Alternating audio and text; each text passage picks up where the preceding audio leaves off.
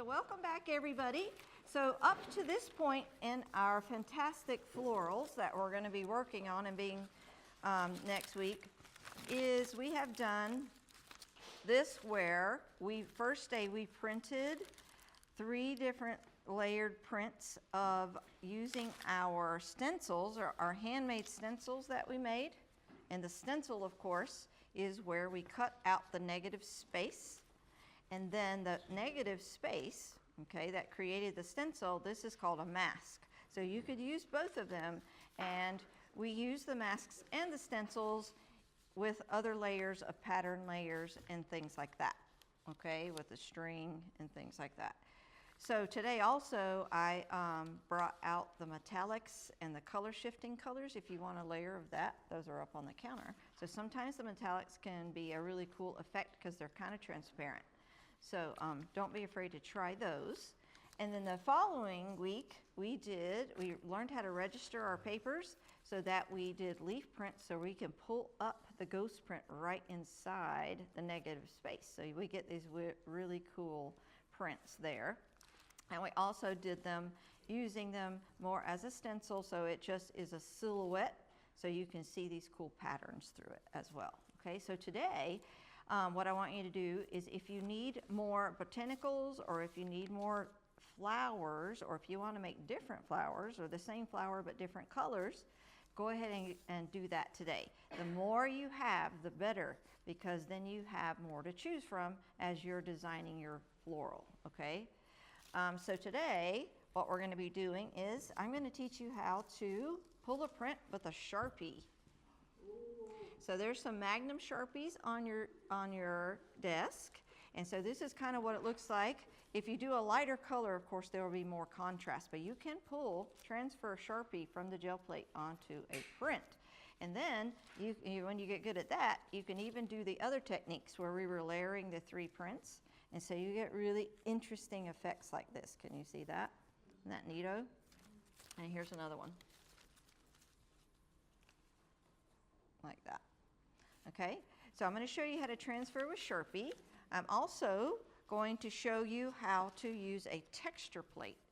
So these are where you make rubbings, and in the olden days, of course, you use crayons, right, to rub and make rubbings. Well, we're going to use oil pastels, and we're going to make rubbings onto the paper, and we're also going to use these as stamps as well. Okay, so what those kind of look like, and I'll do one for you, of course, is because oil pastels have oil in them, they resist the acrylics, which are water-based. So sometimes it resists it a lot, and sometimes it resists less. So this is kind of that interesting effect there. And that. Isn't that cool? So, and here's another one, like that. And here is one where you use it as a stamp, where you're stamping, which is taking the paint off.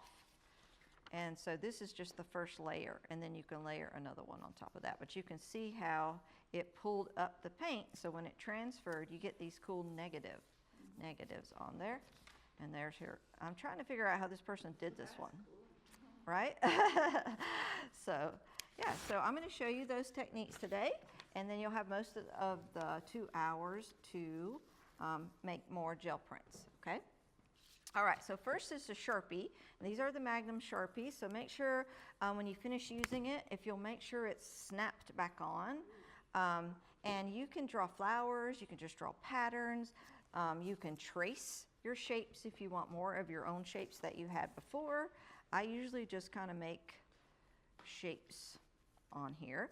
And as you draw, you want to make sure that before you put the paint on there, that the Sharpie is dry.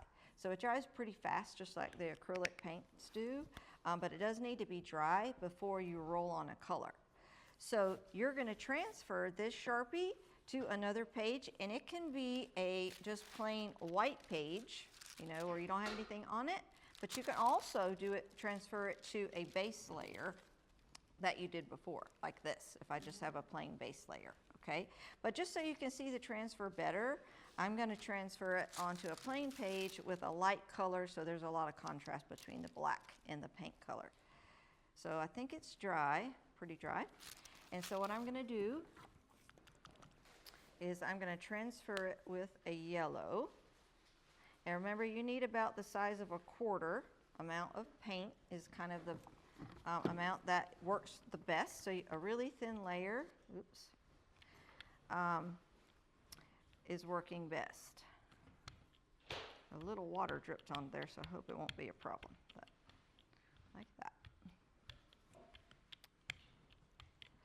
So if you really get the hang of jelly printing with one color, you can also put one color here and one color here. You could do like bands of color, so you get more bang for your buck on your actual print, so you're pulling off more than one color if you want to.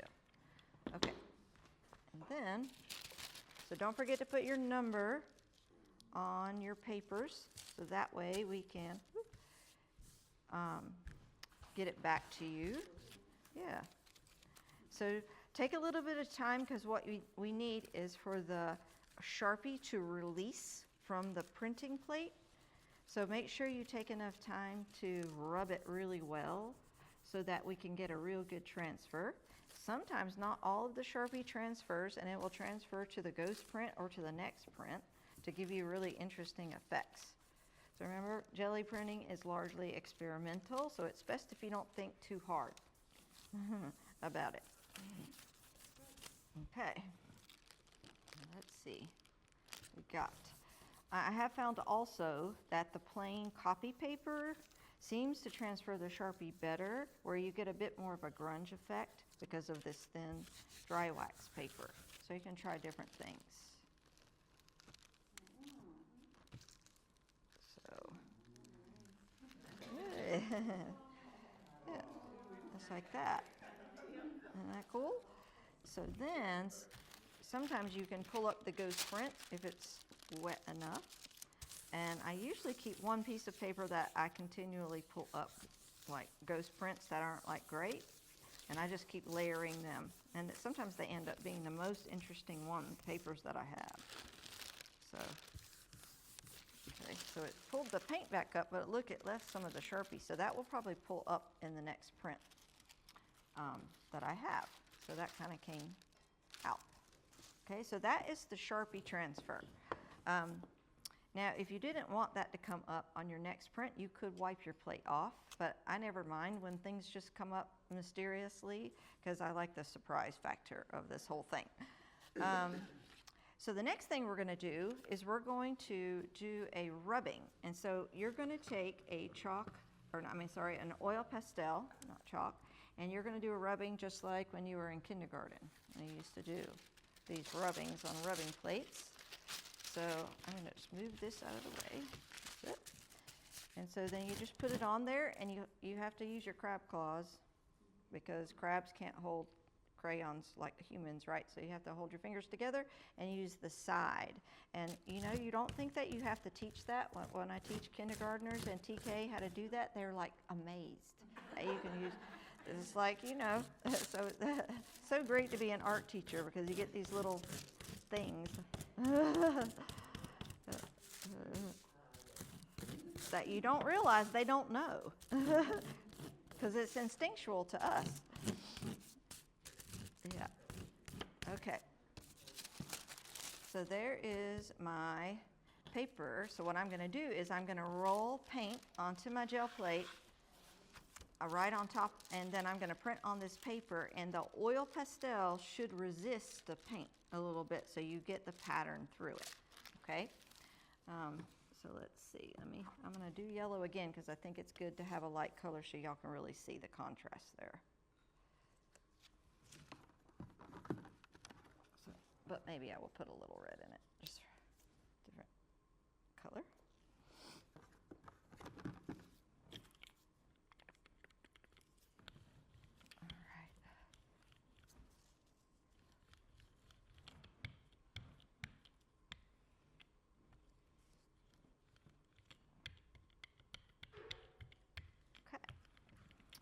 So now I'm just going to put this down.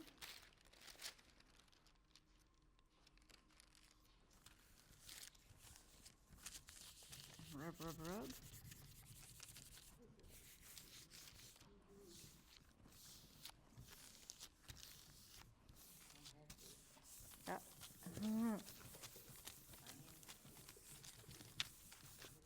bet you that other Sharpie's going to come off. Drum roll. There we go. And there we go. Okay. Awesome. Yay.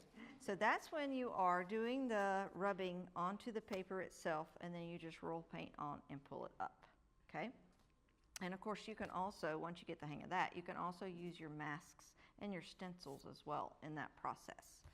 But the next thing I wanted to show you is using these as more of a stamp, where you press it into the paint and it takes the paint off, and that you can make a pattern that way as well.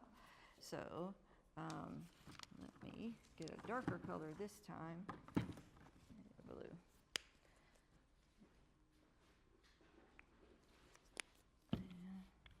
This on. Ooh, that's a pretty color.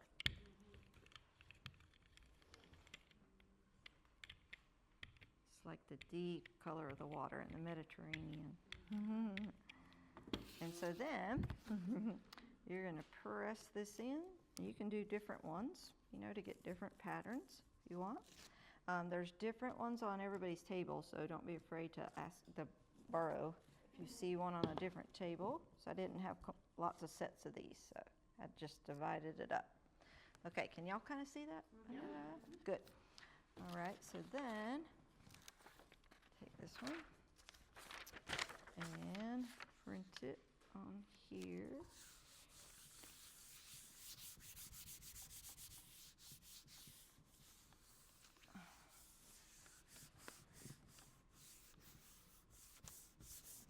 Okay.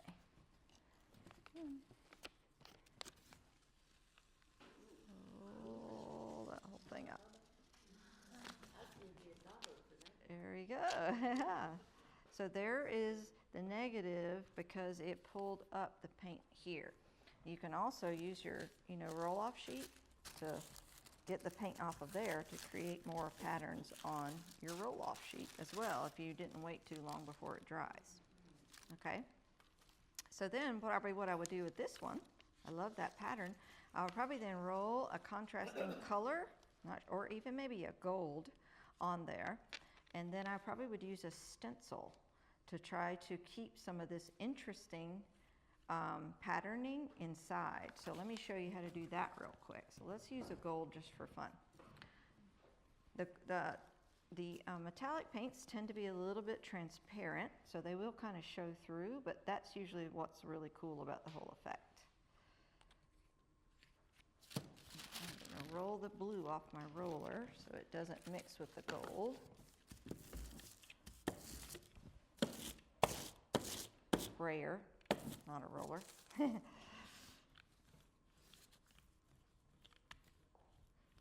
it mixed anyway, so that's all right.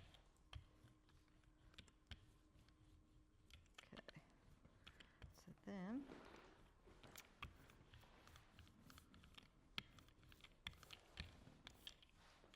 greeny gold. I'm going to put my stencil down, and then we'll put this down. This is the part that your fingers are very helpful because you really need to make sure that you're rubbing to get the whole inside of that negative space of the stencil there.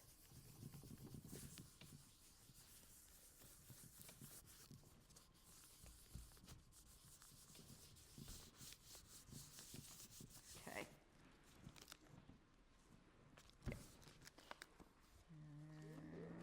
There we go. So, yep, so it's still kind of coming through a little bit, which I think is really interesting. So what I could do next week is when I cut these flowers out, I could cut way beyond the actual gold so I can get this really cool patterning around the edges of the flower if I wanted to, like that. But I also could have used, if I wanted this pattern to be inside the flower and then the gold to be outside, I could have just used this, the mask, instead of the stencil. Like that. So I don't know if that would transfer or not, but we can find out. Okay. Nope. But it's getting to be a really cool roll-off paper, isn't it? Okay. Are there any questions about those techniques there that we kind of did? No? Yeah. Do we have to have all the colors we want to use on our final product on a paper? You should have like your main flower shape. You should have quite a few papers of those flower shapes with the main colors. And then the same thing with your botanical leaves, anything that you envision. So the other thing that we can do though, after we cut everything out, I also have a lot of flower stamps and a lot of flower rubbings. So if you were like, okay, I feel like I need some different flowers here, you'll have more choices even then. So this is just really to get us started, because this project's going to be largely intuitive as you look to see what you have and you start putting it together, just like a florist does when they start arranging flower arrangements. Yeah. Okay. Yeah. Do you have an example of a piece that we're headed for? Yes, I do. I think it is over on the thing, and I'll get it out in a minute. I think it's over there. Yeah, I sure do. But I hesitate to show you that because you know yours is going to look completely different. Yeah. Okay. So yeah. So remember that you can do flowers that are coming out of a vase. You can do a detail, or you can do it as if it's a garden and things are just coming up out of the garden. There's lots of different. You can do one flower, where there's flowers within one big flower, so you're actually, using the paper as brush strokes, like the painted paper ones, like Elizabeth St. Hilaire. You can take any of these and even just free form. Yes. Yeah. So that's why the more choices you have, you can have more decisions that way. Okay, I think that's Yeah. So next week I'll go a little bit more over composition and stuff with you. But I imagine it will take us a full 2 hours to cut everything out. absolutely. Yeah, as if you're cutting things out in the shape they are. Yeah. So we're cutting out today or next week? Next week. Okay. Today we'll just do the whole jelly printing thing one more time. Yeah. All right.